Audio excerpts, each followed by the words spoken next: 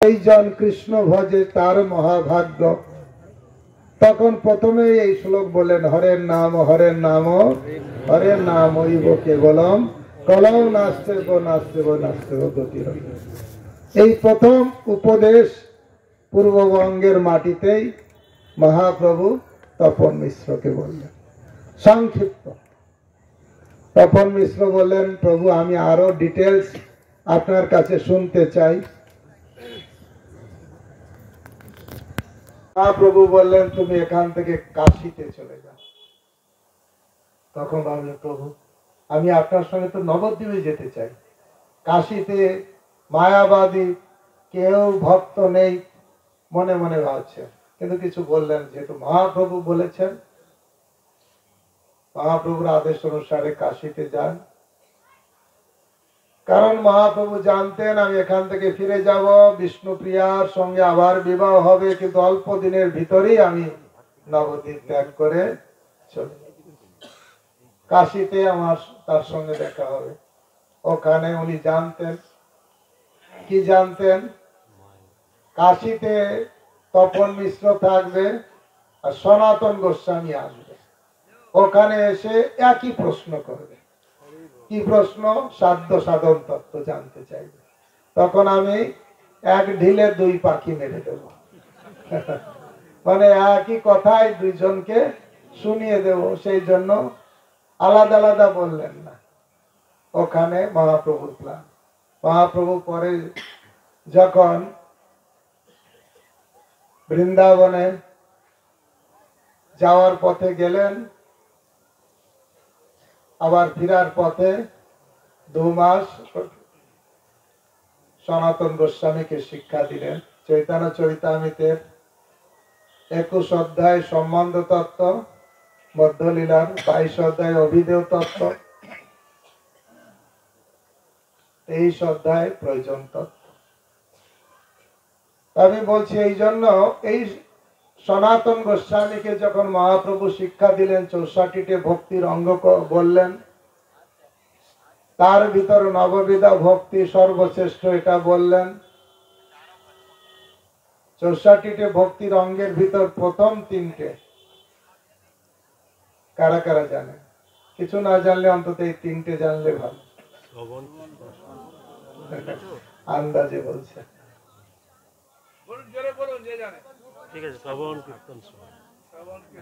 নববিধা ভক্তি।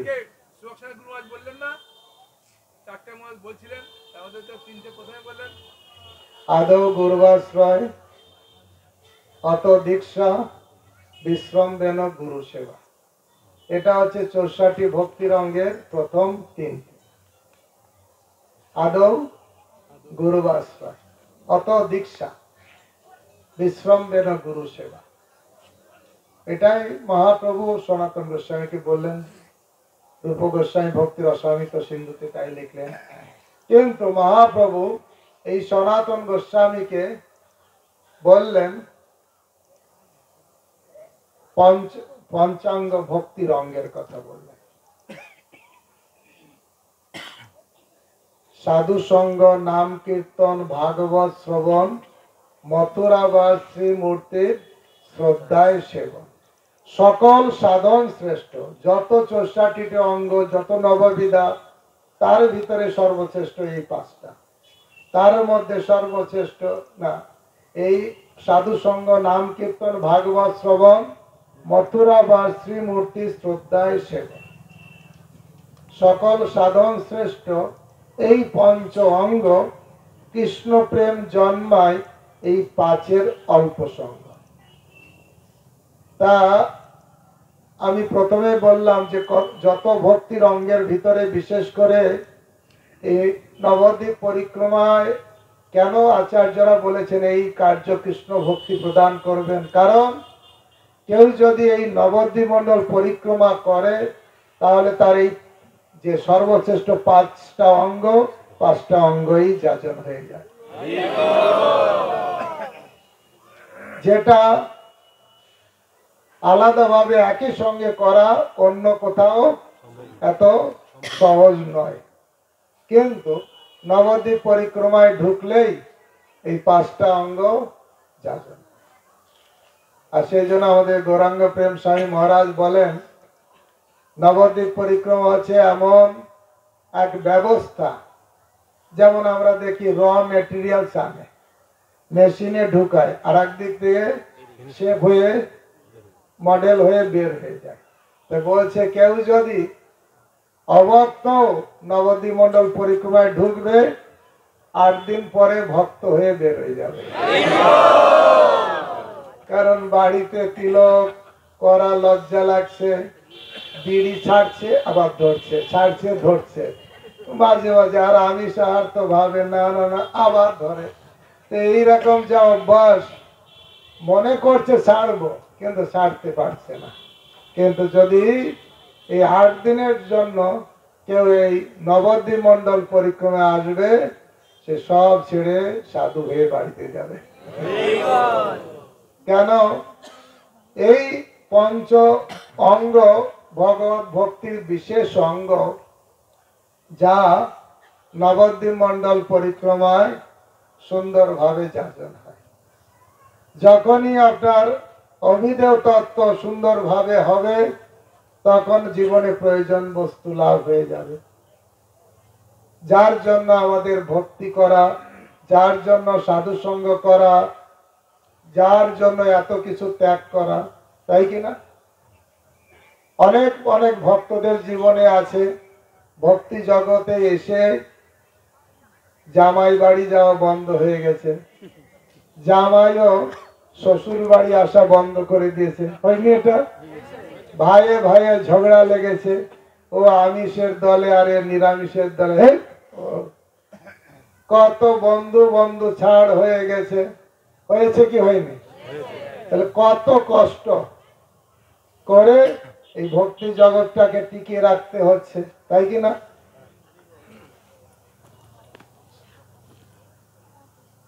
এত কষ্ট করার উদ্দেশ্য কি? কিছু পাওয়া।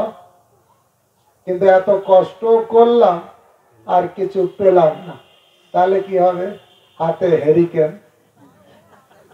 আসমান সে টপকে খাজুর সে আটকে, আকাশ থেকে পড়ে গেল খাজুর গাছে আটকে গেল, না ওদিকে হলো না এদিকে হলো।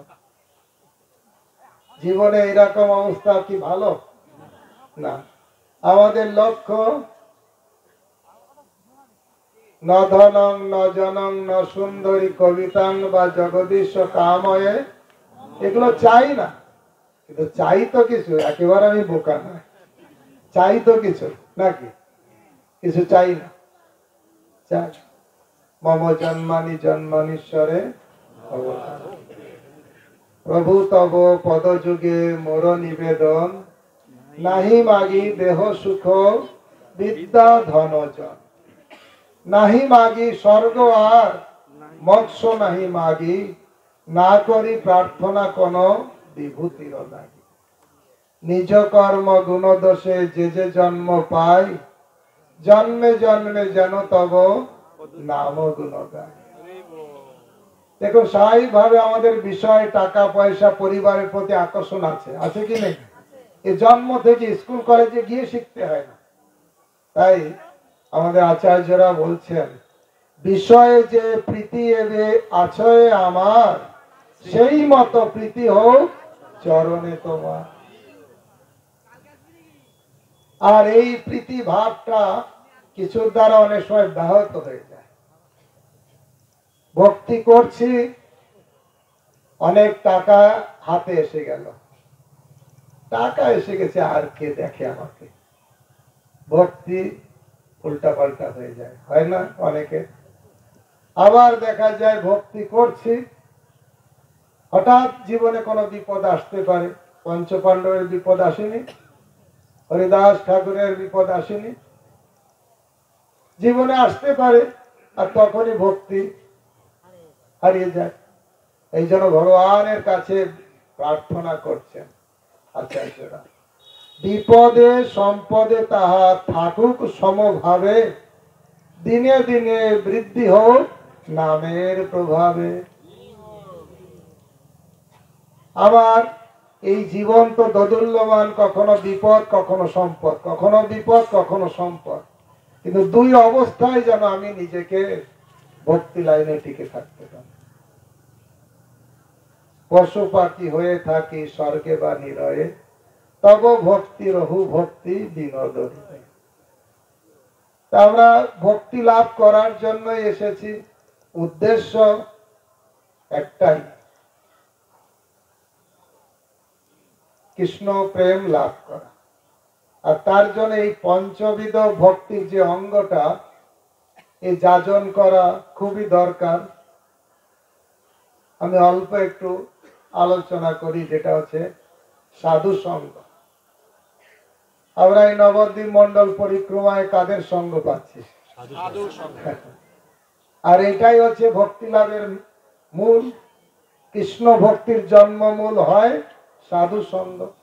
ভক্তিস্তু ভগবত ভক্ত সঙ্গেন পরিযায়তে, ভক্তের সঙ্গ প্রভাবেই ভক্তি হয়, তাই কি না?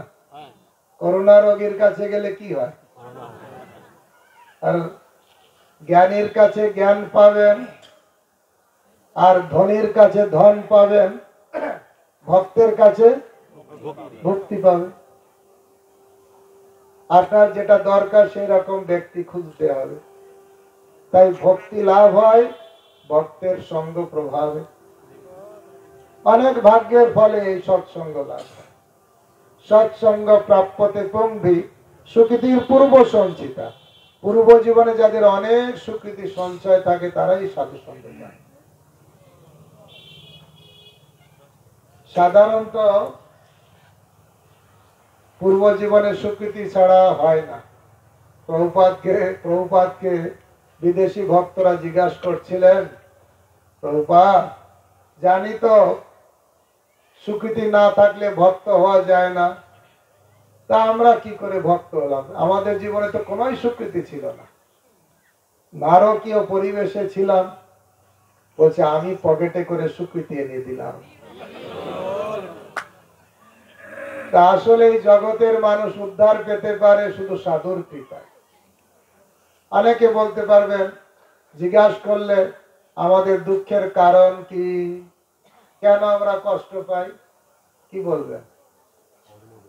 কর্ম অনুসারে, পূর্বের পাপ অনুসারে, এই অনুসারে তাই অনুসারে। কিন্তু এগুলো প্রভুপাদ বলছেন না। জীব কষ্ট পায় বৈষ্ণবের কৃপার অভাবে। এই জগতের জীব কষ্ট পায় একটা কারণে। কেউ বলছে পাপ করেছিল, এই করেছিল, তাই করেছিল, কিচ্ছু লাগবে না। যদি বৈষ্ণব এসে মাথায় হাত দিয়ে দিল, তাহলে সব কর্মানি নির্দহন্তি কিন্তু চ ভক্তি ভাব। যারা ছিল পতিত তারা পতিত পাবন হয়ে গেল প্রভুপাদের কৃপায়, তাই কিনা? হেন গৌর দয়াময়, ছাড়ি সব লাজ ভয়, কায় মনে লহরে শরণ। পরম দুর্মতি ছিল, তারে গোরা উদ্ধারিল, তারা হইল পতিত পাবন। নরোত্তম দাস ঠাকুর গাইছে, যারা ছিল পতিত তারা হয়ে গেল পতিত পাবন। মহাপ্রভু ভক্ত ভাব অবলম্বন করে জগৎকে সেই তাই দেখালেন।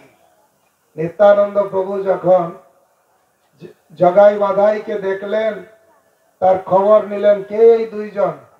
বলে এই হচ্ছে সব থেকে বড় মাতাল, এরা ব্রাহ্মণ ঘরে জন্ম, সারা জীবন পাপ ছাড়া কিছু করে। তখন ওদিকে যাবেন না। নিত্যানন্দ প্রভু হরিদাস ঠাকুরকে বলছে, হরিদাস তোমাকে 22 বাজারে বিধর্মীরা মিত্রাঘাত করেছিল, তবু তুমি তাদের অনিষ্ট না করে তাদের ভালো চিন্তা করেছিল।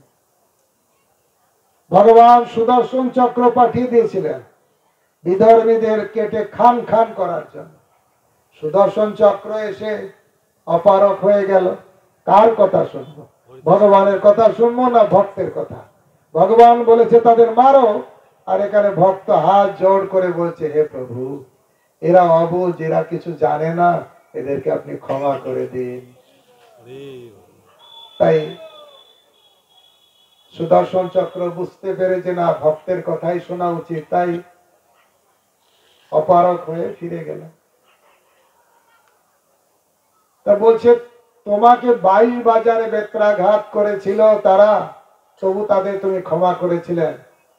এই দুইজন পাপী, খুব সুন্দর কথা, আমার এত ভালো লাগে যেটা বলছে, এই দুইজন পাপী যাকে দেখে লোকেরা এত অপবিত্র বোধ করে। কোনো কিছু নোংরা জিনিস দেখলে নিজে অপবিত্র লাগে না? যাই, শরীরটা ঘিনঘিন করছে, একটু গঙ্গায় স্নান করে আসি, পবিত্র হয়ে গেল, তাই না? তো জগাই মাথায় এইরকম পাপী ছিল, তাকে যদি কেউ দেখতো তার নিজে অপবিত্র বোধ করে সে গঙ্গায় যেয়ে স্নান করত। নিত্যানন্দ প্রভু বললেন, আজ এই দুইজনকে দেখে লোকেরা অপবিত্র বোধ করে গঙ্গায় স্নান করে, কিন্তু এই দুইজন যদি এমন হবে যাকে দেখে গঙ্গা স্নানের ফল লাভ করবে, তাহলে তো মহাপ্রভুর করুণার কথা জগতে প্রচার হবে।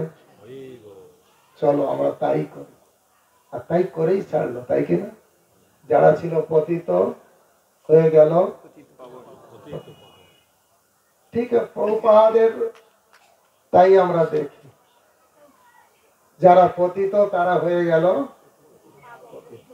অর্থাৎ এমন ক্ষমতা রাখলো, হাজার হাজার লাখ লাখ পতিতকে উদ্ধার করার ক্ষমতা রাখে। কত শক্তি বৈষ্ণবের! ব্রহ্মাণ্ড তারিতে শক্তি, ধরে জনে জনে, এবেদ পুরাণে গুণ গায় যে বাসন। হরিনাম চিন্তামণি গ্রন্থ ভক্তি বিনোদ ঠাকুর লিখছেন, সেখানে হরিদাস ঠাকুর আর মহাপ্রভুর আলোচনা হচ্ছে। হরিদাস ঠাকুর বলছেন, কারো যদি কোনো যোগ্যতা না থাকে, একটা যদি যোগ্যতা থাকে, তাহলে সে ভক্ত হয়ে যাবে। কি যোগ্যতা?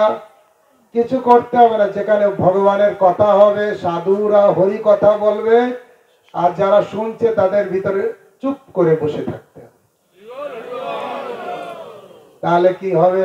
হরিদাস ঠাকুরই বলছেন, যে বসে থাকবে, ভক্ত সঙ্গে বসে থাকলে ভক্তের প্রত্যেকের কি শরীরে যেমন একটা বস্তুর ইলেকট্রন প্রোটন নিউট্রন ঘোরে, প্রত্যেকের শরীরে একটা শুদ্ধতা তার বিস্ফোরিত হয়। তা যখন শুদ্ধ ভক্তের সান্নিধ্যে কেউ বলবে, তার হৃদয়ে এমন পরিবর্তন হবে, সে হরি নামে ব্রতী হয়ে যাবে। আলাদা করে নাম করার যোগ্যতার জন্য ছুটে বেড়াতে হবে না, সাধু যেখানে সেখানে কাছে বসে থাকতে হবে, চুপ করে বসে থাকতে।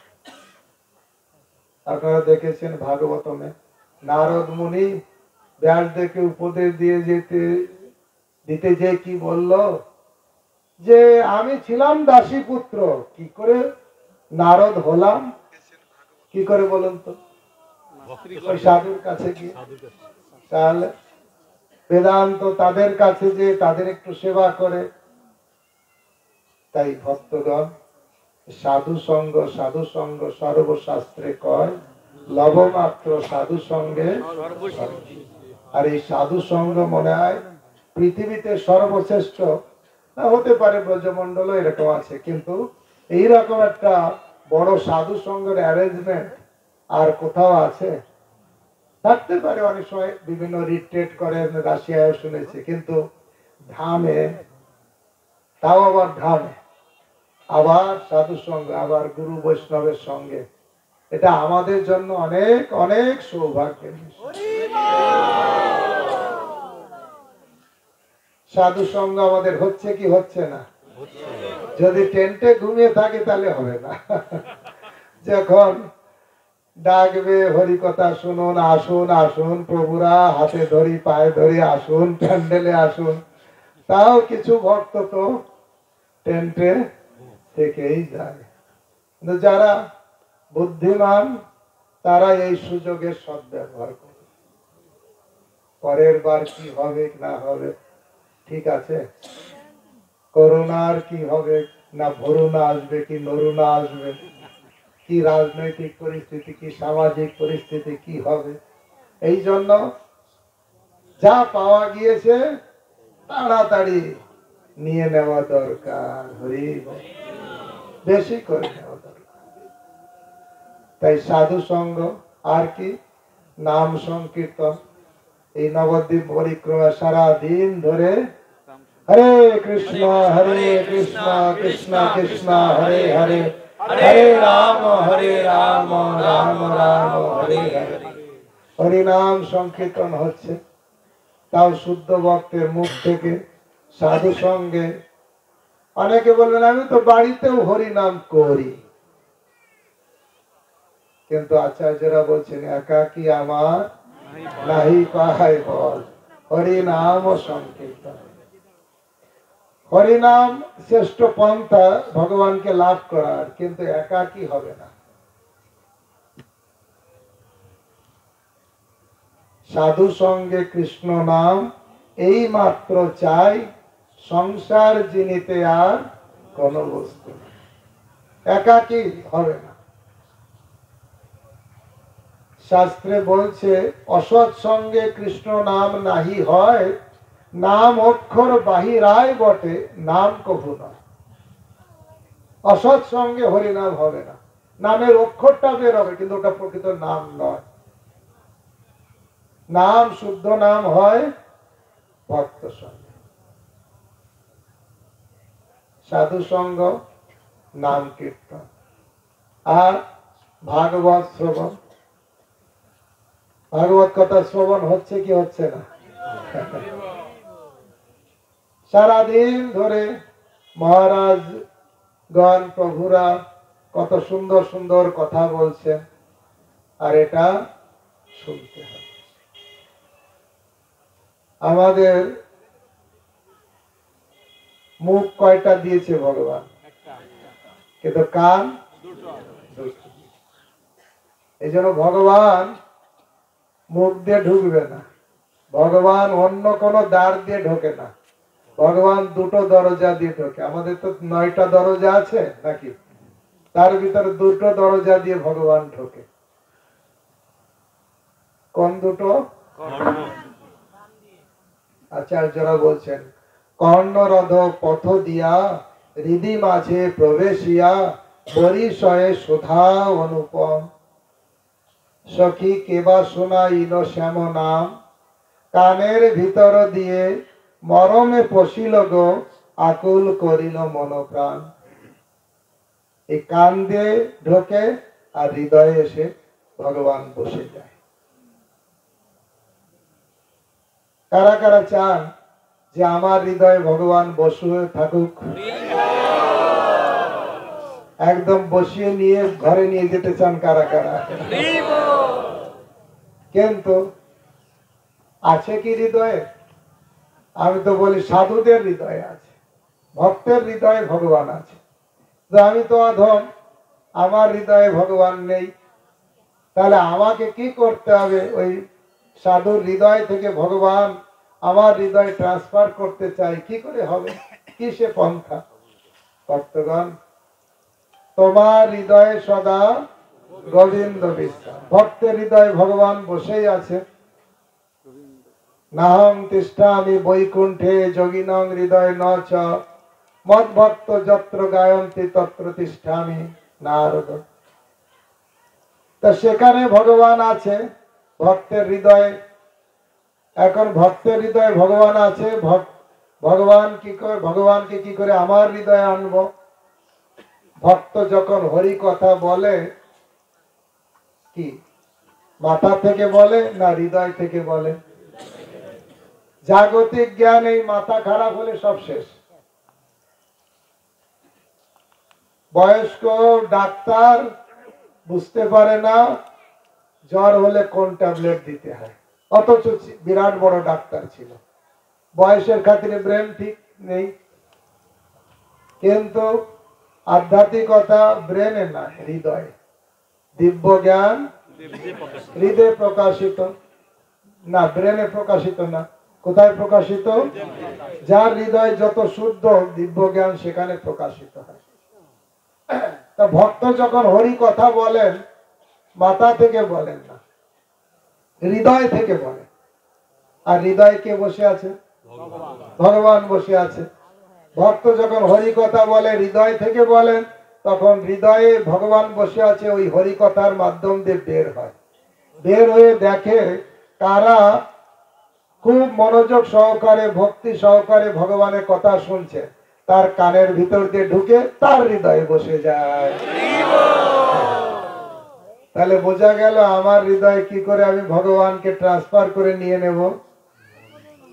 শ্রবণের মাধ্যমে। কার কাছ থেকে? সাধুর কাছ। এই জন্য শ্রবণের খুব গুরুত্ব দেওয়া হয়েছে। আমি আজকে সীমন্ত দিচ্ছিল শ্রবণাক্ষ ভক্তির অঙ্গ, সেখানে বলছিলাম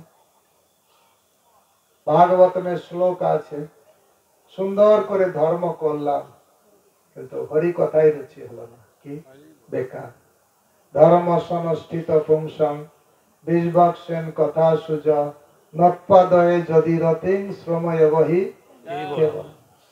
বেকার হয়ে যাবে সব কাজ, যা কিছু করছি বেকার হয়ে যাবে যদি হরি কথায় রুচি না হয়। কদম্ব মিশ্র মহাপ্রভুর কাছে হরি কথা শুনতে গেছিলেন। মহাপ্রভু বলছিলেন, তুমি হরি কথা শুনতে চাও, তুমি মহাভাগ্যবান। কাকে ভাগ্যবান বলেছে? যে হরি কথা শুনতে চায়।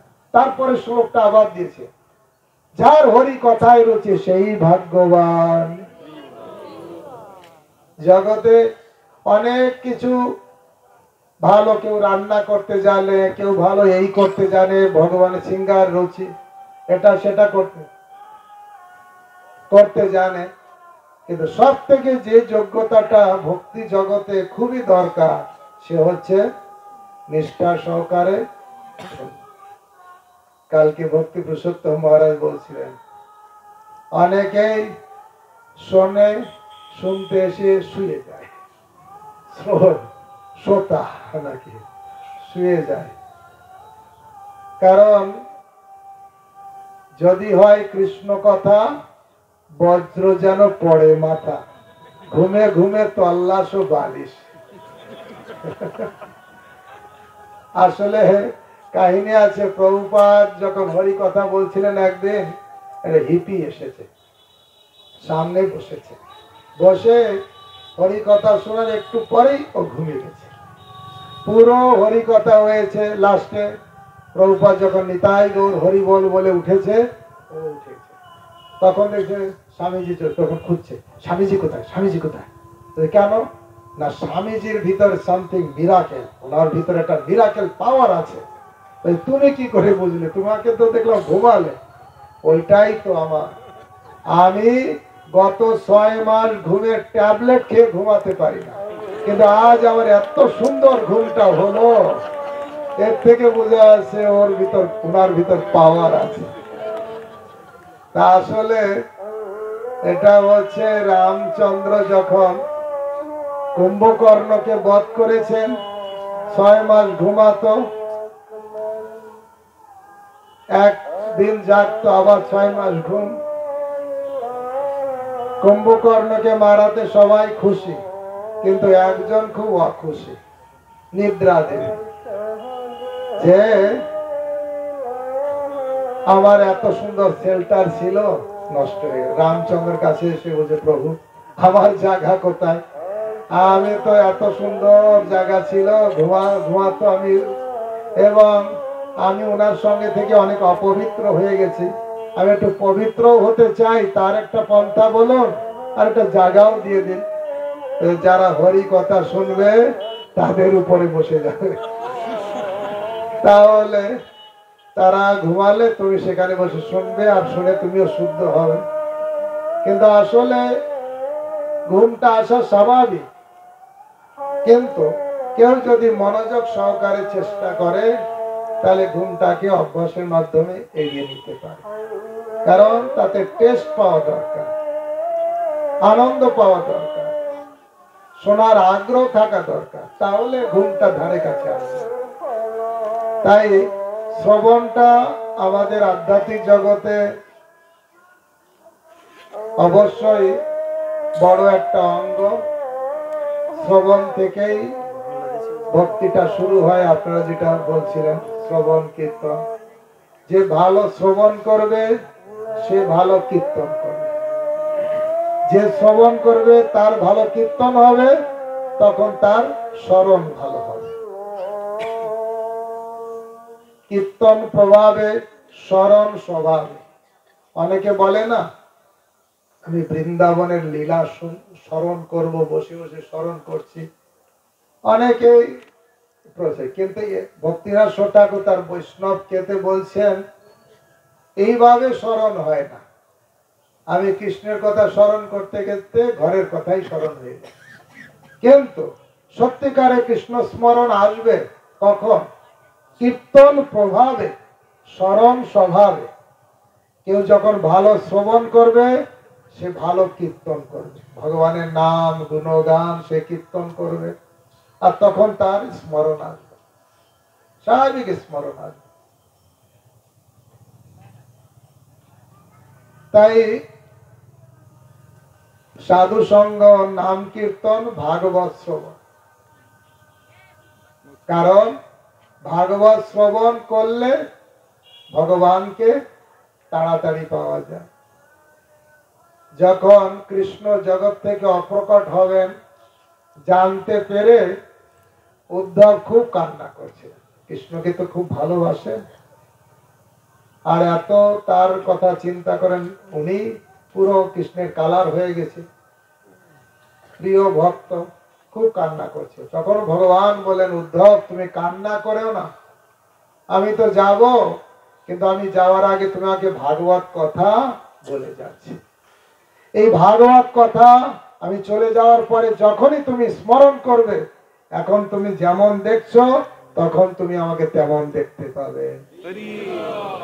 তাই ভগবান ওই যে শ্লোক বলছিলাম, নাহং তিষ্ঠামি বৈকুণ্ঠে যোগিনাং হৃদয় নচ তত্র তিষ্ঠামি নারদ মদ্ভক্ত যত্র গায়ন্তি।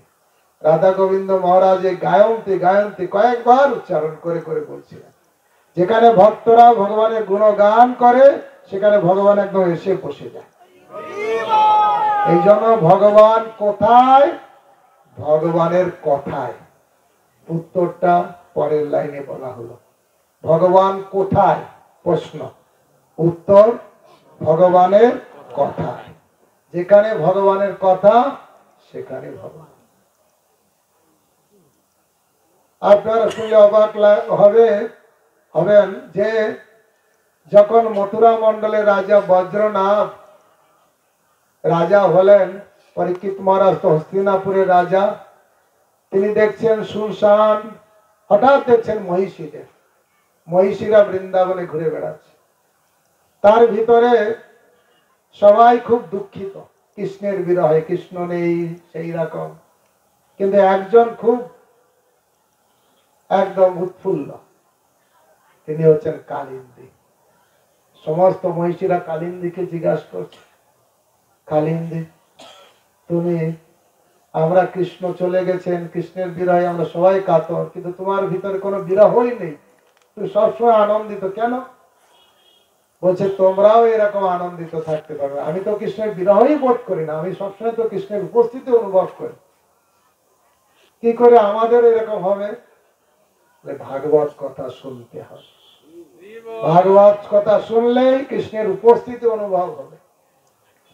কি করে আমরা এখন শুনবো? এক স্বরূপে উদ্ধব গোলক বৃন্দাবনে পৌঁছে গেছেন, আর এক স্বরূপে উদ্ধব কুসুম সরোবরে তিনি অবস্থান করছেন। চলো আমরা সেই উদ্ধবকে প্রকট করি। মহিষীরা গিয়ে উদ্ধবকে প্রকট করলেন। কি চান আপনার? না আমরা চাই আপনার কাছ থেকে ভাগবত কথা। ভগবান যাওয়ার আগে আপনাকে ভাগবত কথা বলে গেছে, আপনি ভাগবত কথা বলুন। 1 মাস ধরে উদ্ধব মহিষীদের 16,108 জন মহিষীদের ভাগবত কথা শুনিয়েছিলেন। আর পরীক্ষিত মহারাজের ডিউটি ছিল তীর ধনুক নিয়ে চারিদিকে সিকিউরিটি গার্ড দেওয়া। আর 1 মাস এই ভাগবত কথা শুনে তাদের বিরহ চলে গেল, তারা আনন্দে উৎফুল্ল হলো, একে একে ভগবত ধামে ফিরে গেল। পরীক্ষিত মহারাজ এসে বলছে, আমার কি হবে? আমি তো শুনতে পেলাম না, আমার শুধু সিকিউরিটি গার্ড দিলাম, মহিষীরা তো গার্ড দেওয়া দরকার। তখন উদ্ধব বললেন, চিন্তা করো না, তুমি যেহেতু ভাগবত কথায় সহযোগিতা করেছো, তোমার জন্যই জগতে ভাগবত কথা আসবে। তাই পরবর্তীকালে দেখি সুখদেব গোস্বামীর কাছ থেকে ভাগবত কথা কে পরীক্ষিত মহারাজ শুনলেন 7 দিন। তারপরে ভাবছিলেন একটু ধ্যান করে ওই চিন্তা করব, স্মরণ করব। মা এসে দৌড়ে এসে বলল, বাবা বাবা, আমি তো নারী জাতি, আমি তো অত বসে শুনতে পারিনি, তুমি যা শুনেছো একটু সার বলো। হ্যাঁ, আমি কি করে বলবো, আমার তো একটু যাওয়ার সময়, না না তার ভিতরে অল্প বলো। বাকি সময় যেটুকু ছিল সেটুকু এই পরীক্ষিত মহারাজ বৃহৎ ভাগবতামৃত বললেন, যা সনাতন গোস্বামী লিখেছেন। এটা ভাগবত কথা শ্রবণের বিশেষ বিশেষ গুরুত্ব দেওয়া। মালি হয়ে সেই বীজ করে আরোপণ, শ্রবণ কীর্তন জলে করা এসেছ। দীক্ষা নিলাম গুরুদেবের কাছ থেকে, বীজ পেলাম, বীজটা যদি রোপণ না করি ফল পাবো? লাউয়ের বীজ আনলাম ঘরে, কুমড়ার বীজ আনলাম, তরমুজের বীজ আনলাম, এটাই পেলাম। দীক্ষা পাওয়া মানে কি ভক্তিলতার বীজ পাওয়া, ভক্তি না। তার থেকে কি করে প্রেম পাওয়া যায়, যা মহাপ্রভু রূপ গোস্বামীকে শিক্ষা দিয়েছেন। এইভাবে আগাছা পরিষ্কার করতে হবে, বৈষ্ণব অপরাধ, হাতি মাথা থেকে দূরে থাকতে হবে, সব ডিটেলস আছে। তার সাধু সঙ্গ, নাম কীর্তন, ভাগবত শ্রবণ আর মথুরা বাস। ধামে বাস হচ্ছে কি হচ্ছে না? এ কয়দিন তো আর যাওয়া যাচ্ছে না। এখানে যেভাবে রাখুক, হয়তো 5 তলা হচ্ছে না, কিন্তু গাছতলা তো হচ্ছে। ধামের ধুলি লাগছে, মাটিতে বসতে বলছে কোথাও, জুতো পরে সবসময় চলি, পাকা অবস্থায় চলি, কিন্তু ধামের ধুলো লাগছে, শরীর পবিত্র হয়ে যাচ্ছে। সাধু সঙ্গ, নাম কীর্তন, ভাগবত শ্রবণ, মথুরা বাস আর শ্রীমূর্তি শ্রদ্ধায় সেবন হচ্ছে কি হচ্ছে না? কই, আমি তো বাড়িতে থাকলে তার একটু পুজো করতাম। এই 7 দিন তো একটু ধূপকাঠিও ধরাতে দিচ্ছে না। টেন্টে ধূপকাঠি ধরানো কি নিষেধ আছে না? একদম নিষেধ। ধূপকাঠিও ধরাতে, পুজো কি করে হচ্ছে? হ্যাঁ, আচার্যরা বলছে, হ্যাঁ, যে বিগ্রহ দর্শন করছেন তার আরতি হচ্ছে, তাকে দর্শন করছেন, দর্শনের মাধ্যমে আপনার অর্জন করার ফল লাভ হচ্ছে সেই সব বিগ্রহ। তাহলে এই 5টা অঙ্গ পূর্ণ মাত্রায় যাজন হয় কেউ যদি নবদ্বীপ ধাম, সেই জন্য একবার নয় বারবার করতে হবে, সুযোগ পেলে আবার করতে হবে। হরে কৃষ্ণ কৃষ্ণ কৃষ্ণ হরে হরে, হরে রাম রাম রাম হরে।